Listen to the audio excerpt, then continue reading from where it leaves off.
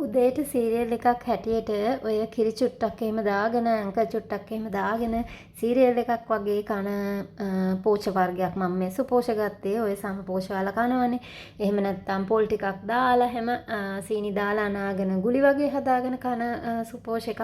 ඔන්න වගේ දේවල් ඉන්ස්පයර් කරලා කෑමක් හැදුවාම එන්නේ මෙන්න මේ වගේ දෙයක් තමයි ඉතින්. මෙතන මම රුලන් ටිකක් බැද ගන්නවා. රුලන් ග්‍රෑම් 100ක් විතර අඩු ගින්දරේ බැද ගන්නවා. මම රුලනුත් මේකට ගත්තේ.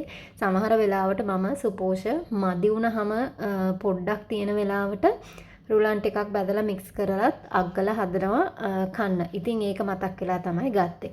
ඔන්න ඉතින් පොලුත් දාන්න ඕනේනේ මම මෙතන රුලන් ග්‍රෑම් 100ට පොල් ග්‍රෑම් 30ක් දැම්ම හොඳට ග්‍රයින්ඩ් කරලා හැම නැත්තම් ලොකුවට පොල් කෑලි හැපෙනකොට රස නැහැනේ. පොල් ටිකක් ටික වෙලාවක් බැද ගන්නවා. මතක ඇතුව ලුණු චූට්ටකුත් මේකට එකතු කරන්න.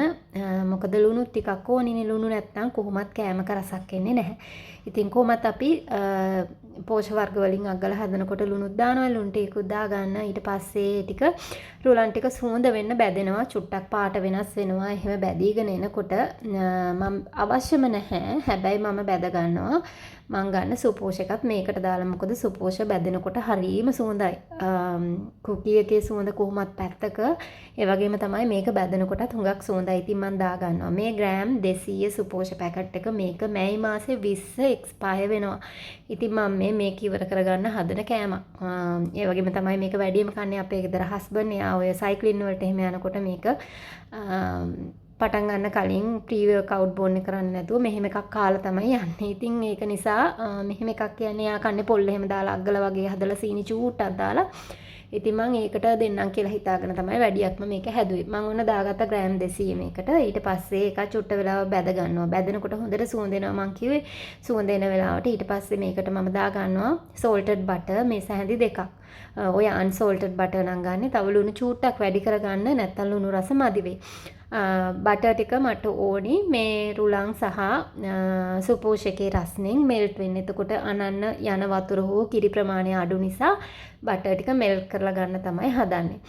ඊට පස්සේ බටර් එක දාලා මම ලිප ඕෆ් කරනවා. ලිප ඕෆ් කරගෙන මම මේක ඉඩ තියෙන බෝල් එකකට දා ගන්නවා. ඒ දාලා තමයි ඊට පස්සේ සීනි හැම මේකට එකතු කරගන්න යන්නේ. මේක මම හුඟක් පැණි රසට හදලා නැහැ. ඔයා හුඟක් පැණි රස දිවට හුරු කෙනෙක් නම් මම දැන් මේකෙදි ග්‍රෑම් 100ක් තමයි සීනි දාගෙන තියෙන්නේ. මේ රුලන් 100 සහ සුපෝෂ ග්‍රෑම් 200 සහ පොල් ග්‍රෑම් 30ට. ඔයා හොඳට පැණි රස හුරු කෙනෙක් නම් ග්‍රෑම් 125ක් 135ක් විතර සීනි දාගන්න. සාමාන්‍යයෙන් බබාලගේ ලන්ච් බොක්ස් වලට එහෙම දෙනවා නම් මේ ගාන ඇති. ඉතින් ගොඩාක් සීනි කන්න ඕනේ නැහැ නේ. එහෙම කෑවම අපි කන දේ ගුණේකුත් නැති වෙනවනේ. ඊට පස්සේ අපි සීනි ටික දාගමු. මොකද මම මේ ග්‍රෑම් 100ත් එක්ක තව සීනි මේස හැඳි භාගයක් විතර චූටක් උඩින් දාගන්නවා. කුකී එකේ ලස්සන පාටක් එන්නේ. ඒ වගේම තමයි කනකොට සීනි කැට ටිකක් එහෙම හැපිලා එන්න.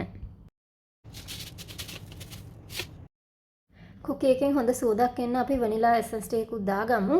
තියනවා නම් දාන්න. ඉතින් වනිලා නම් කාගේ ගෙදරක් තියෙනවනේ. මෙතන තේ හැඳි භාගයක් විතර වගේ මම එකතු කරා. ඊට පස්සේ මේක අපි අනා ගන්නවා. ඉතින් තව මේකට මම එකතු කරනවා. මම ඔයාලට කිව්වනේ සමහර වෙලාවට අපි සුපෝෂ එහෙම ඔය පොල් ගගා ඉන්න කම්මල ඉතුරුම් විශේෂයෙන්ම මම ටිකක් වැඩිපුර කැමති අග්ගලා කනවට වඩා මගේට එකට දාගෙන ඒකට කිරිපිටි හැන්දකුත් දාගෙන උණු වතුර ටිකක් දාගෙන සීනි ලුණු චුට්ටක් දාගෙන කන්න. ඉතින් ඒකත් මතක් වුණ නිසා මම මේකට ඇන්කර් මේස හැන්දකුත් දානවා. මේවා ඔක්කොම දාලා බේක් වෙදි හරිම සුවඳයි. ඔයා පිටිකිරි පාවිච්චි කරන්නේ නැත්නම් නොදා ඉන්න එක ප්‍රශ්නයක් නැහැ. ඉතින් මම එකතු කරගත්තා මෙන්න මේ වගේ. ඊට පස්සේ මම මේකට හුඟක් වතුර දාන්නේ අනන්නේ ෆ්‍රෙෂ් මිල්ක් වලින්. ෆ්‍රෙෂ් මිල්ක් තියෙනවා නම් ගන්න, නැති අය වතුරෙන් අනා ගන්න. ගොඩාක් වතුර දාලා දියාරුවට සොෆ්ටට හදාගන්න එපා. මොකද මේකේ රුලන් තියෙන නිසා. ඒ වගේම සුපෝෂත් පොඩ්ඩක් කැලෙන්න බලනවා බඩ ඉරිඟු එහෙම නිසා. ඒක නිසා වතුර වැඩි කරගන්න එපා. අත හොඳට සෝදලා මම මේ අනන්නේ නැත්තම් ග්ලව්ස් දැම්මේ නැහැ කියන්නේ. ඔයාලට දන්නවනේ ඉතින් අතින් අනන්න බෑ කියලා හිතනවා නම් ඔයා ග්ලව්ස් එකක් පාවිච්චි කරන. හොඳට මේ ටික අනා ගන්න ඕනි සීනි ටිකෙන් මික්ස් වෙන්න. අනලා ඊට පස්සේ මතක ඇතුව ඔයාගේ පැණි රස බලන්න. ඉතින් ඔයාලට තව අඩු වැඩි කරන්න අඩු නෙමෙයි වැඩි කරන්න ඕන නම් දාගන්න පුළුවන්. මම ඉස්සෙල්ලා මේ වගේ මේස හැන්දක් ෆ්‍රෙෂ් මිල්ක් දාගන්නවා. මේ ෆ්‍රිජ් එකේ තිබුණ කූල් කරපු කිරි රත් කරලා හැම නැහැ. ඔයාලට ඕන නම් රත් කරලා ගන්නත් පුළුවන්. මම මේ කූල් පිටිම දාන්නේ. පළවෙනි පාර මේස හැන්දක් වගේ දාගත්තා. මම ඊට පස්සේ මේස හැන්දි දෙකක් වගේ දාගත්තා. ආයි මේස හැන්දක් වගේ දාගත්තා. ඔක්කොම මේස හැන්දි 4ක් විතර වගේ අවශ්‍ය වුණා. මේ ටික මට ටිකක් ගුලි කරන ගානට එන්න. හැබැයි හුඟා දියාරුවට නෙමෙයි. ඔය සවුබර් වගේ දේවල් හදලා තියෙනවා නම් අපි මේ හදන්නේ මේ ටික සාමාන්‍ය කුකි එකක් වගේ නෙමෙයි නිකන් පොඩ්ඩක් ඩීහයිඩ්‍රේට් කරන්න වගේ තමයි හදන්නේ. වතුර ගතිය යවලා ටිකක් හයිය දෙයක් හදාගන්න හදන්නේ. ඉතින් ඒක නිසා වතුර වැඩි කරන්න එපා. පැණි රස බලන්න. ඊට පස්සේ අපි මේක හැඩයට හදාගමු. ඔයාට පුළුවන් මේකට කුකි කට එකක් තියෙනවා නම් ඒක පාවිච්චි කරන්න. එහෙම නැත්නම් ඔයාට පුළුවන් බෝතලයක පියනක් එතකොට හොඳ ෂාප්පට තියෙන වීදුරුවක් ඒකෙන් කපා ගන්න පුළුවන්. එහෙම නැත්නම් මොනවා හරි රවුන්ඩ් දෙයක්. එහෙම නැත්නම් ඔයාට ඔය සෙලෝ ටේප් වල එහෙම අර ඉවර වුණාට පස්සේ තියෙන ඒ රවුම උනත් හොඳට පිරිසිදු කරලා අරගෙන පිරිසිදු කරලා කියන්නේ වතුර දාලා පොඟවන්න නෙමෙයි හොඳට පිහ දාලා කරලා අරගෙන ගන්නත් පුළුවන්. මෙන්න මේ වගේ පුළුවන් නම් සම්පූර්ණ ඩෝ එක තුනී කරගන්න. මට ඒක ටිකක් අපහසු වුණා. මොකද මේකට වතුර හුඟක් දාන්න නැති නිසා. ඊට පස්සේ මට හිතුණා ඊට වඩා ලේසි කියලා අග්ගල හදනවා වගේම ගුලි හදලා පොඩ්ඩක් අතින් තලලා කපා ගන්න එක. මම මේකට ගත්තේ මෙන්න මේ වගේ ස්කැලප් කටර් එකක්. ඔයාට නිකම්ම රවුන්ඩ් කටර් එකක් ගන්නත් පුළුවන්. නැත්නම් ඔයාට බබාලට එහෙම හදනවා නම් ඔය බෙයා ෂේප්, ස්ටාර් ෂේප් තියෙනවනේ කුකි කටර්ස් එකේ. ඔයාට කැමති හැඩයකින් හදා ගන්න පුළුවන්. මෙන්න මේ වගේ හදාගන්න. මේක ගොඩාක් උසට ගන්න එපා. සෙන්ටිමීටර් භාගයක් විතර වගේ. හැබැයි හුඟක් ෆ්ලැට් කරන්නත් එපා. එහෙම වුණොත් මේක හුඟක් හයි වෙනවා. මේ වෙලාවේදී oven එක අංශක 150ට ප්‍රී හීට් වෙන්නත් දාගන්න. ඊට පස්සේ බේකින් පෑන් එකකට බේකින් ෂීට් එකක් දාලා ලෑස්ති කරලා තියාගන්න. ඔයිල් පේපර් එකක් දාලා ලෑස්ති කරලා තියාගන්න. මේ ටික තියාගන්න. මම මේ වගේ මේකෙන් කපා ගත්තා 15ක් සහ තව චූටි එකක් මම අන්තිම එකත් චූටි කටයකින් කපා ගත්තා.